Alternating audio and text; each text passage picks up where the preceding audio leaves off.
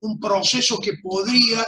desencadenar una falla en el equilibrio, y en esa falla en el equilibrio aparece lo trágico. Entonces, el naturalismo, que había aparecido en Europa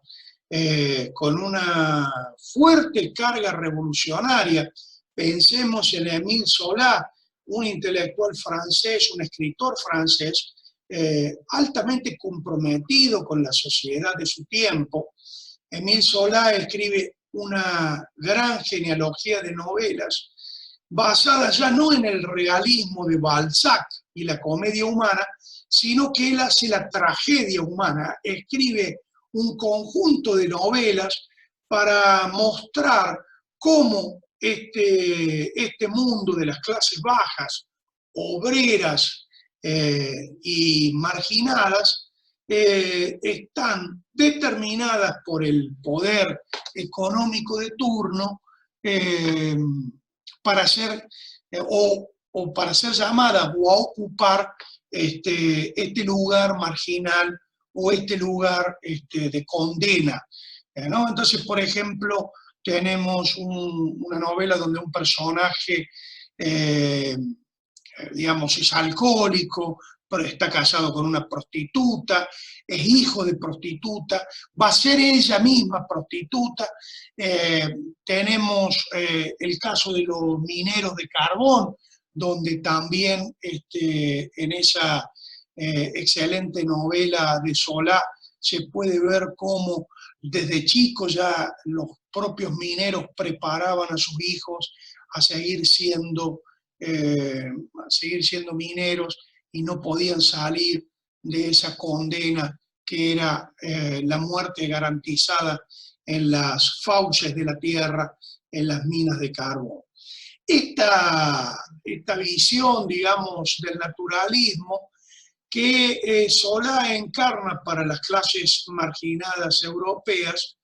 en la Argentina tiene una característica similar a lo que había ocurrido en la generación del 37 cuando importa al romanticismo. ¿Se acuerdan que habíamos dicho que al importar el romanticismo hay una inversión en el romanticismo?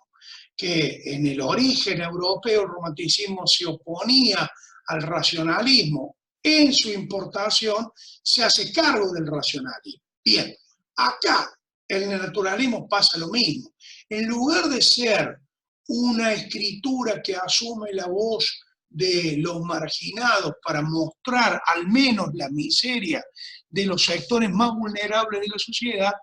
el naturalismo asume la voz de los poderosos y de los ricos para seguir estigmatizando a los sectores más pobres y marginados. Lo que ocurre con el ciclo de novelas de la generación de los 80 y el naturalismo, digamos, ¿no? Cuyo ejemplo más centrado podría ser En la sangre de Eugenio Cambaceres, o también Sin rumbo, otra novela naturalista de Eugenio Cambaceres, o el ciclo de novelas de La Bolsa, de Julián Martel. Julián Martel, un personaje muy fugaz por la cultura argentina, que escribe una novela sobre la base de la crisis económica de 1880, para terminar estigmatizando a los judíos en nuestro país como responsables de esa crisis económica financiera. Fíjense, mientras que la generación de los 80 en la Argentina estigmatiza a los judíos, estigmatiza a los pobres, estigmatiza al indio, en Europa Solá escribe un famoso manifiesto. Yo acuso un manifiesto que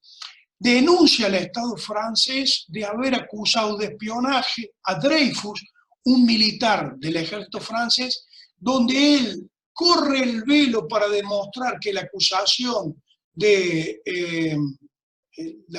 sobre Dreyfus no se basa en que él haya sido un traidor al ejército francés, sino en su origen judío. Entonces, la transposición otra vez es que la importación de un movimiento europeo a tierras americanas, produce un cambio de aquel modelo del origen del cual se toma o se imita en nuestro país. David Viñas, muy consciente de esto, entonces intenta encontrar cuáles son las particularidades de la construcción de esa generación de los 80. Y es lo que él marca en esto tan claramente, que es la construcción de un Estado liberal, liberal capitalista, militarista, ¿no? Es decir, en esto también Viñas tiene un elemento biográfico para tener en cuenta, que a mí siempre me gusta compartir. David Viñas, junto con su hermano Ismael Viñas, son los hijos de un juez, el juez Viñas. ¿Quién fue el juez Viñas? El juez Viñas fue el juez que interviene en la huelga de la Patagonia, que va a dar lugar a ese episodio, la huelga de la Patagonia, que va a dar lugar a esos episodios que nosotros conocemos por La Patagonia Rebelde, un libro que escribe años después Bayer, y que es la disputa de los obreros que se sindicalizan en la Argentina, la inclusión del anarquismo y el socialismo y el comunismo en esas luchas, que van a terminar en una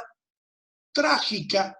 represión o en un conjunto de trágicas represiones a esos movimientos obreros de la Patagonia. Como la Patagonia era un territorio federal, el juez Viñas, que era un juez federal, manda el Estado manda a un juez a intervenir en esas luchas de la Patagonia. Viñas, los dos hijos Viñas, Ismael y David Viñas, hijos de este juez, heredan todas las anotaciones y fichas de aquel juez radical irigoyenista que se ha enviado a poner fin jurídico y dar un nuevo orden a este conflicto en la Patagonia. Es decir, que el propio David Viñas tiene motivaciones biográficas para pensar la Patagonia como un territorio de laboratorio de la construcción del Estado liberal militar. Tiene elementos personales, biográficos muy serios para hablar del militarismo. Viñas siempre decía que él había compartido en el Liceo Militar de Buenos Aires la lista con Videla. Venía Videla Viñas, era de la misma generación que aquel general que años después lo expulsaría con el golpe de Estado en el 76. David Viñas contaba esta historia a quien la quisiera escuchar para explicar cómo él conocía la ideología de los militares desde el interior. Y es cierto, si Viñas no hubiera pasado por su formación del liceo militar, quizás muchos de los elementos ideológicos de la construcción del militarismo en la Argentina no hubieran sido narrados tan particularmente de manera brillante o descritos de manera brillante como lo hace en este libro Indios, Ejército y Política. ¿Saben por qué? Porque la conquista del desierto es la única guerra que el ejército argentino logró fijar como una guerra exitosa. Fíjense que ni siquiera el ejército de San Martín y la conquista de los territorios nacionales, la campaña del Alto Perú realizada, que sí forman parte de la anal militar de lo que estudian los militares argentinos, muchos de esos manuales de los militares argentinos estaban basados en teorías militares que venían de los ejércitos napoleónicos, ejército contra los cuales había peleado el ejército real español en la independencia, y que los militares como San Martín, Belgrano, que habían conocido en su educación europea, eran los que aplicaron aquí. No se podría explicar la batalla de San Lorenzo sin que un militar como San Martín conociera las técnicas de la guerra militar de los ejércitos napoleónicos. ¿Qué tiene de particular la guerra de la guerra a la conquista del desierto? Es que el ejército militar teoriza sobre esa guerra y construye todos sus manuales. Si uno va a estudiar los manuales del oficial militar argentino, de la biblioteca del oficial y la biblioteca del suboficial, nos encontramos con cientos de libros que hablan de esa guerra a la conquista del desierto, que va a ser la ideología que en el Colegio Militar de la Nación se va a impartir, y en la Escuela Superior de Guerra se va a impartir fuertemente en la formación de militares, como por ejemplo los propios militares que dan el golpe en la década del 30 utilizan, o la ideología que va a nutrir a buena parte de los militares nacionalistas que apoyan a Perón con el GO y el golpe de Estado del 43. Digo todo esto para plantear cómo en el libro de Viñas esta visión del ejército que va a durar hasta bien entrado el siglo XX, cruzan lo biográfico en Viñas, lo ideológico político del ejército, la oligarquía y esta ideología del progreso indefinido, esta idea que trae el naturalismo, que traen los intelectuales del naturalismo. En el próximo video voy a profundizar en algunas cosas que podríamos decir son positivas del naturalismo y del positivismo en nuestro país.